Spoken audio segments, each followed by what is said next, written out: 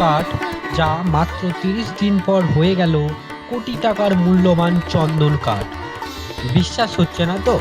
খোদ দেশের রাজামশাই অলৌকিক ঘটনা দেখে নিজেই চোখকে বিশ্বাস করতে পারেননি। হ্যাঁ, এক গরিব পুত্রবধূর ঘরের কোণে লুকিয়ে রাখা মাত্র একটি করে কাঠ রাতারাতি বদলে দিল এক হতদরিদ্র দম্পতির ভাগ্য। তাদের ভাঙা কুঁড়েঘর নিমেষের মধ্যেই রূপান্তরিত হলো এক রাজকীয় প্রাসাদে। কিন্তু কিভাবে? কি এমন জাদু ছিল ওই কাঠের আঁটিতে? আজকের এই সুন্দর অ্যানিমেশন গল্প আমরা জানাবো বৈশাখ মাসের সেই অদ্ভুত এবং তার সত্য ঘটনা, যা আপনার মনের সব অন্ধকার দূর করে দেবে।